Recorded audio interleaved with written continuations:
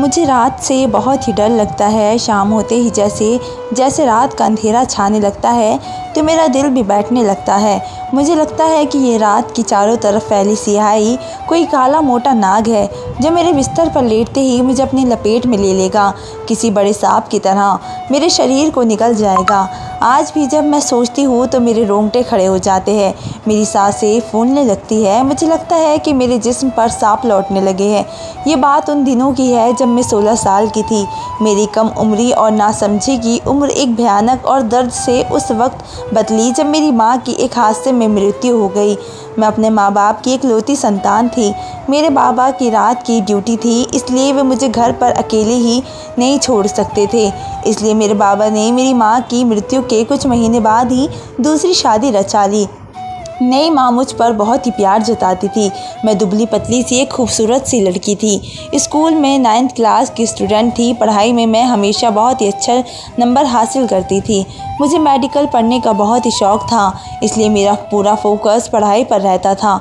मेरी माँ मेरा बहुत ही ख्याल रखती थी, समय पर मुझे खाना देती और रात को वे मुझे सोने से पहले दूध का गिलास पीने के लिए ज़रूर देती थी और मुझसे खूब बातें भी करती थी। मुझे वे बहुत ही अच्छे लगने लगी थी। बस मुझे उनकी नज़रें पसंद नहीं थी। वो मुझे सर से पैर तक बड़े ही ध्यान से देखा करती थी। मुझे उनकी नज़रों से उलझन महसूस होती थी। मुझे वे अजीब ललचाई नज़रों से देखती थी। उनकी आर पार होती नज़रें मुझे झुरझुरी लेने पर मजबूर कर देती थी। मैं अक्सर रात को चादर की बजाय अपनी चुनरी को ही ओढ़ कर सोती थी, क्योंकि गर्मी बहुत ही होती थी। जब रात को चुनरी सही करने लगती तो मुझे मेरे वजूद में चुटिया सी रेंगती हुई नज़र आती थी। क्योंकि मैं कम उम्र थी, इसलिए अपनी हालत को समझना या उसको कोई शब्द देना मेरे लिए मुश्किल सी बात थी। मेरे बाबा गार्ड की नौकरी करते थे। रात भर की उनकी ड्यूटी होती थी। मुझे शुरू से ही अलग कमरे में सोने की आदत थी। मैं अपना कमरा भी लॉक करके सोती थी। रात को मेरी माँ मुझे दूध देने आती तो कहती कि तुम्हारे बाबा तो रात भर घर नहीं होते, इसलिए मुझे रात को डर लगता है। मैं आज तुम्हारे साथ सो जाती हूँ। ये सुनकर मैं खामोश ही रह गई। मुझे अकेले सोने की आदत थी। मेरी खामोशी देखकर वे कहने लगी कि अगर तुम नहीं चाहती तो कोई बात नहीं। मैंने कहा कि नहीं, ऐसी कोई बात नहीं, आप मेरे साथ सो जाओ। दूध का गिलास पीते ही मुझे कुछ देर बाद ही गहरी नींद आने लगती थी। मैं अभी ठीक से नींद में गई भी नहीं थी कि मुझे लगा कि कोई मेरा चुनरी खींच रहा है। मेरे जिस्म पर रेंगने वाले हाथों ने मुझे झटके से उठने पर मजबूर कर दिया। जब मैंने आंखें खोल कर देखा तो मेरी माँ मेरी चुनरी उतार रही थी। मैंने उनसे कहा कि आप क्या कर रही है? तो कहने लगी, मैं माँ हूँ तुम्हारी, मुझसे क्या ही छुपाना। इतनी गर्मी में तुम खुद को लपेट कर क्यों सोती हो? मैंने उन्हें बहुत ही मना किया कि मुझे चुनरी लेकर सोने की आदत है, लेकिन उन्होंने मेरी एक ना सुनी और मेरी चुनरी उतार दी। फिर नींद ने मुझे घेर लिया। मेरी आंखों में नींद किसी नशे की तरह से उतरने लगी। मैं सो चुकी थी। सुबह जब मेरी आँख खुली तो मेरे बाल खुले हुए थे। मैंने अपना चकराता हुआ सर दोनों हाथों से जकड़ लिया। मुझे अच्छी तरह से याद था कि मैं बालों की चुटिया बनाकर सोई थी। मुझे सुबह उठकर स्कूल जाना था, लेकिन मेरा सर बुरी तरह से चकरा रहा था।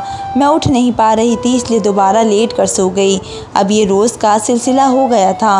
रात को दूध पीते ही मुझे गहरी नींद आने लगती। मैं अपनी पढ़ाई पर तवज्जो नहीं दे पा रही थी। क्लास के बीच में मेरा दिमाग सुन्न रहने लगा था। मेरा दुबला पतला जिस्म अब बहुत ही तेज़ी भरने लगा था। मेरी भूख भी बढ़ गई थी। सुबह उठते ही मुझे अपने अंदर बहुत ही कमज़ोरी सी महसूस होती थी, इसलिए मैं एक के बजाय 2 पराठे खाने लगी थी। मेरी आंखें नींद की वजह से भुजी भुजी सी रहने लगी थी। मेरा दिमाग हवाओं में उड़ता हुआ महसूस होने लगा था। अब मुझे रात को चुनरी की भी ज़रूरत नहीं होती थी। मेरी टीचर आए दिन मुझे डांटने लगी थी, क्योंकि मेरे टेस्ट मुझे याद नहीं होते थे। मैं क्लास में एक्टिव नहीं रहती थी। मुझे रात को दूध पीने की ऐसी आदत हो चुकी थी कि जिस रात आधा घंटा भी दूध मिलने में देर हो जाती तो मेरा दिल बेचैन सा होने लगता था। मुझे दूध पीने की इच्छा होने लगी। ऐसा लगता था कि अगर मुझे दूध का गिलास नहीं मिला तो न जाने मुझे क्या हो जाएगा। कुछ ही दिनों बाद मुझे ये महसूस होने लगा कि मेरा पेट बढ़ने लगा है। मुझे अपने पेट में दर्द सा महसूस होता था। मैंने अपनी माँ को इस बारे में बताया तो उन्होंने मेरे पेट की तरफ देखा और कहने लगी कि ऐसी कोई बात नहीं है। फिर उन्होंने मुझे एक दवा दी और कहा कि ये खा लो, तुम ठीक हो जाओगी। रात को मैंने वह दवा खा ली और मैं सो गई। इस रात मैंने दूध नहीं पिया था और अजीब बात ये थी कि मुझे दूध की इच्छा भी नहीं हुई थी। मुझे रात भर अपने पेट में गिरह सी पड़ती हुई नज़र आ रही थी, लेकिन सुबह मेरे पेट का दर्द बिल्कुल ठीक हो चुका था। लेकिन ये एक बार की कहानी नहीं थी। कुछ दिन गुजरने के बाद मेरा पेट फिर से फूलने लगता था और दर्द भी होने लगता। मेरी माँ मुझे मेडिसिन देती और सुबह तक मैं ठीक हो जाती। और अब मैंने दूध पीना छोड़ दिया था। मेरी नींद पहले से बेहतर हो गई थी। मैं अब हर वक्त निढाल सी रहती थी। मेरा वज़न भी पहले से बढ़ रहा था। मेरे बाबा ने मुझे देखा तो मुझे डांटने लगे कि मैं लापरवाह हो गई हूँ। मुझे ना अपनी सेहत का ख्याल है और ना ही पढ़ाई पर ध्यान। मैं बाबा की डांट पर रोने लगी तो माँ मुझे प्यार करने लगी और मेरे बाबा से कहने लगी कि क्या तुम बच्चे को डांटते ही रहते हो। मेरे बाबा मेरी माँ को घूरने लगे और कहने लगी कि वे मुझे बिगाड़ रही है। मेरे बाबा की नज़र में मेरी माँ घर कर चुकी थी। मुझे भी उनसे कोई शिकायत नहीं थी, लेकिन बस उनकी नज़रों ने मुझे घिन आती थी। जब वे मुझे सर से पाँव तक देखती, मेरे शरीर में करंट की लहर दौड़ने लगती। मैं उनसे कतराने लगी थी। वे मुझे प्यार से गले लगाती और मुझे शर्म सी महसूस होती, जैसे ही वह औरत के बजाय कोई मर्द हो। अब मैं गुमसुम सी रहने लगी थी और अपने दोस्तों से भी बातचीत छोड़ दी थी। अब तो मैं अपने बाबा के पास भी बैठने से डरने लगी थी। मेरी कोई दोस्त बातों के बीच में मेरे गले में हाथ डाल देती तो मैं करंट की तरह से उन्हें खुद से दूर करने लगती, जैसे वे लड़कियां ना हो कोई लड़के हो और मुझे अपने साथ लगाए दबोच लेगा। मैं अब तन्हाई को पसंद करने लगी थी। मुझे रात से डर लगने लगा था। जैसे ही मेरे बाबा शाम को ड्यूटी पर जाते तो मेरा दिल डूबने लगता। रात को फिर से वे औरत मेरे साथ सोएगी, पता नहीं क्यों, लेकिन मुझे अब अपनी माँ से दहशत सी होने लगी थी। लेकिन आज रात मैंने दूध का गिलास पीने की बजाय गिरा दिया था। मुझे अभी ये जानना था कि नींद के नशे में वे मेरे साथ करती क्या है। मैं आंखें बंद करके लेट गई। कुछ ही देर बाद दरवाजे की बेल बजी। मेरी माँ उठकर मेरे कमरे से बाहर निकल गई। फिर मुझे बाहर से किसी मर्द की बातों की आवाज़ आने लगी। मेरे बाबा तो रात भर घर पर नहीं होते थे। फिर ये किसकी आवाज़ थी? आवाज़ सुनकर मैं बेड से उठकर खड़ी हो गई और धीरे से मैं कमरे की खिड़की के पास आई जो लॉन की तरफ खुलती थी। मैंने खिड़की ज़रा सी खोली तो मेरी माँ के साथ एक जानदार और बेहुदे से नैन नक्श वाला एक मर्द खड़ा था, जिसका रंग सांवला था और मुझे उस आदमी को देखकर डर लग रहा था। मेरी माँ उसे अपने कमरे में ले गई। मैं दिल थाम कर अपने बेड पर बैठ गई। मैंने सोचा कि जैसे ही मेरे पापा घर आएंगे मैं उन्हें सारी सच्चाई बता दूंगी। अभी मैं इसी उलझन का शिकार थी जब मेरे कमरे का दरवाज़ा खुला। मेरे सामने मेरी माँ के साथ वही आदमी मौजूद था। उन्हें अपने सामने देखकर मेरा दिल धड़कना भूल गया था। दूसरे दिन मुझ में इतनी भी हिम्मत नहीं थी कि मैं उठकर बेड पर बैठ जाती। मेरी ज़ुबान जैसे चिपक गई थी। मेरे आंसू निकल नहीं पा रहे थे और तकिया भिगो रहे थे। मुझे डराया जा रहा था, धमकाया जा रहा था। मैं चाहकर भी अपने बाबा को सच नहीं बता सकती थी, लेकिन चुप रहने का मतलब भी मेरी मौत ही थी। मैं 2 दिन से बुखार में थी और मेरे बाबा ने मुझे डॉक्टर के पास चलने के लिए कहा, लेकिन मेरी माँ ने कहा कि वे फिक्र ना करें, मुझे डॉक्टर के पास वे खुद लेकर जाएगी। ये सुनकर मेरी जान मेरे जिस्म से निकलने लगी और दिल की धड़कनें तेज़ी से चलने लगी। वे मुझे घूर कर देखती थी और मुझसे कहती थी कि अगर तुमने अपने बाबा से कुछ भी कहा तो उस आदमी को तुम्हारे कमरे में फिर से भेज दूंगी। फिर जो वे तुम्हारे साथ करेगा वे तुम जानती हो। ये सुनकर मेरी आत्मा तक काँप गई थी। मैंने चुप साध ली और अब मैं बीमार रहने लगी थी। मेरा वज़न कम होने लगा था। डर से मैं सर पर मंडराता रहता था, लेकिन जैसे ही मेरा चेहरा उतरने लगा, मेरी माँ मुझे फिर से वही दूध ज़बरदस्ती पिलाने लगी। इस दूध में कुछ ऐसी चीज़ थी जो मुझे होश में नहीं आने देती थी। फिर जो मुझसे कहा जाता मैं वही करती और जो कहती और वही चली जाती। मेरी माँ मुझे 2 रोटियां देती और मैं खा लेती, 3 देती तब भी मैं खा लेती और मैं हर वक्त नींद में होती थी। दिमाग बहुत ही अजीब होने लगा था। दूध मेरी माँ मुझे डरा धमका कर पिला देती और फिर मैं जैसे अपने आप को भूल ही जाती थी। एक दिन वे मुझसे डॉक्टर के पास लेकर गई। मैं बहुत ही डरी सहमी हुई थी। वे एक जेंट्स डॉक्टर था और मेरी माँ ने मुझे अकेले उसके रूम में भेज दिया। जैसे ही उसने मेरा हाथ पकड़कर चेक करना चाहा, मैंने उसका हाथ पीछे झटक दिया। वह हैरान होकर मुझे देखने लगा, फिर मुझे सख्त अंदाज से बोला कि अगर अभी मैंने उसे कुछ भी करने से रोका तो वे मेरे साथ बहुत ही बुरा करेगा। मेरा जी चाहा कि मैं जहर खाकर मर जाऊं। मेरी ज़िंदगी दिन ब दिन तकलीफ़ों से भरती जा रही थी। डॉक्टर के रूम से जब मैं बाहर निकली तो उस वक्त मेरी हालत एक मुर्दा जैसी थी। जिस बात का मुझे डर था, मेरी रिपोर्ट वही आई थी। मेरी माँ की खुशी का कोई ठिकाना नहीं था। मैं फूट फूट कर रोने लगी थी। मेरे बाबा की नाक के नीचे ये सब हो रहा था और मैं चाहकर भी उनसे कुछ नहीं बोल सकती थी। मेरा पेट फिर से फूलने लगा था। मैंने अपनी माँ को मना कर दिया कि मैं दवाई नहीं खाऊंगी। इस बार मैं उनसे लड़ने लगी थी।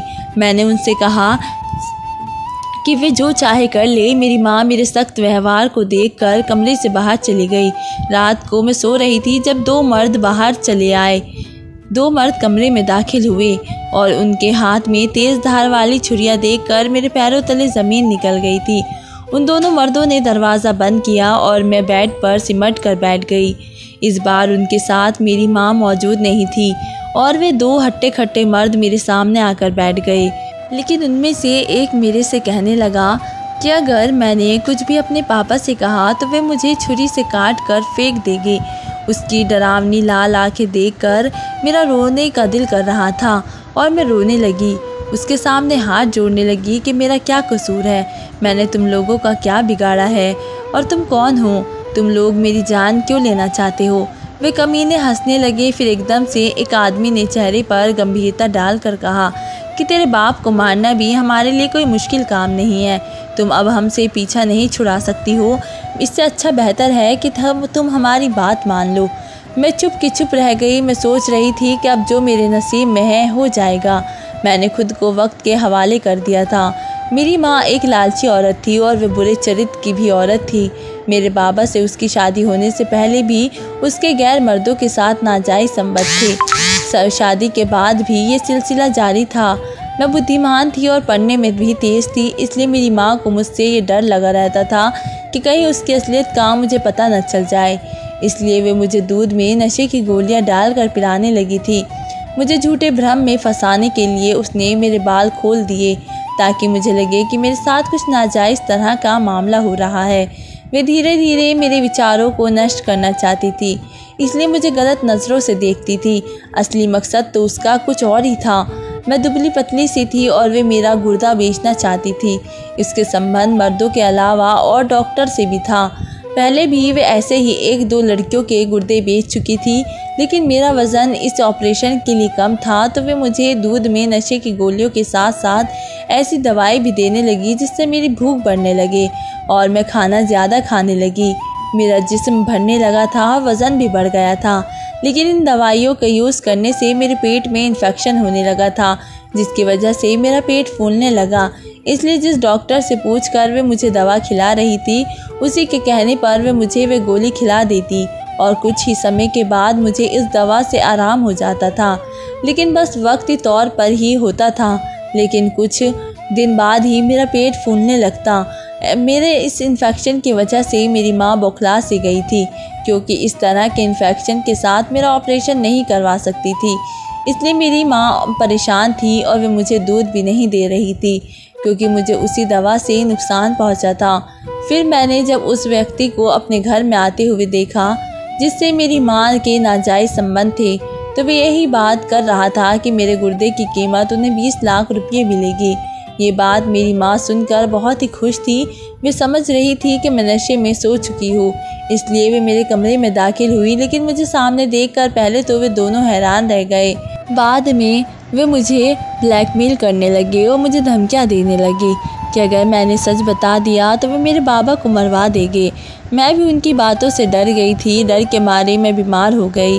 मैंने बहुत बार सोचा कि बाबा को ये बात बता दूं, लेकिन क्या पता वे मेरी बात का यकीन करे भी या ना करे, क्योंकि मेरे बाबा को मैं गलत लगती थी और वे औरत ठीक लगती थी।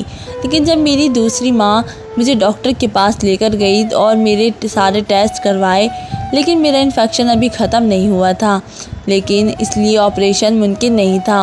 और अब मेरी माँ मुझे दवा खिला रही थी। मेरा वज़न फिर से गिरने लगा था।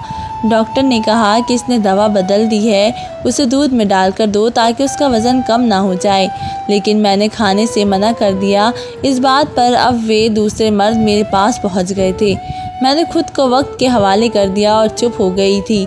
लेकिन जैसे ही मैंने अगले दिन में दूध पिया, उसके सुबह होते ही मुझे खून की उल्टियाँ शुरू हो गई। मेरे बाबा घर पर ही थे और वे मुझे डॉक्टर के पास ले गए। वहाँ जाकर मेरे बाबा को पता चला कि मुझे बहुत ही तेज़ दवा दी जा रही है। वहाँ उस वक्त मैं अपने बाबा के साथ अकेली डॉक्टर के पास थी, इसलिए मैंने सारी सच्चाई अपने बाबा को बता दी। मेरे बाबा तो गुस्से में आ गए और मेरी माँ और उसके ग्रुप को पुलिस से पकड़वा दिया। आज इस वाक़ये को 4 साल बीत गए हैं, लेकिन जब भी याद आता है तो मेरे रोंगटे खड़े हो जाते हैं। मेरे बाबा ने मुझसे कहा कि मैंने उनसे सच्चाई क्यों छुपाई और क्यों खामोश रही। मेरे बाबा ने दोबारा शादी नहीं की। उस औरत और उसके गिरोह को उनके किए पर उन्हें उम्र भर कैद की सज़ा सुना दी गई। मैं मेडिकल पढ़ रही हूँ और अब भी मैं क्लास की टॉपर स्टूडेंट में से हूँ। मेरे बाबा का सपना है कि मैं डॉक्टर बनूँ और मेरी भी यही ख्वाहिश है और कोशिश भी।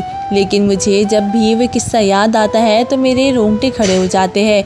मेरा दिल बुरी तरह से कांपने लगता है।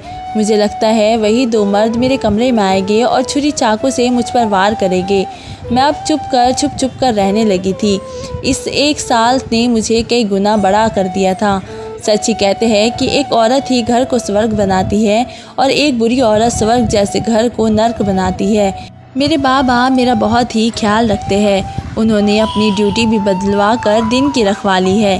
रात को वे घर पर ही मौजूद होते हैं ताकि मुझे सुरक्षा का एहसास रहे। लेकिन मेरा डर अभी अपनी जगह पर कायम है। कुछ घटनाएं भूलने वाली नहीं होती। हम चाहकर भी उनसे अपना पीछा नहीं छुड़वा सकते। मेरे लिए भी यह किस्सा ऐसा ही था। तो दोस्तों, आपको मेरी स्टोरी कैसी लगी मुझे कमेंट बॉक्स में ज़रूर बताएं। मिलते हैं एक नई स्टोरी के साथ। तब तक के लिए धन्यवाद।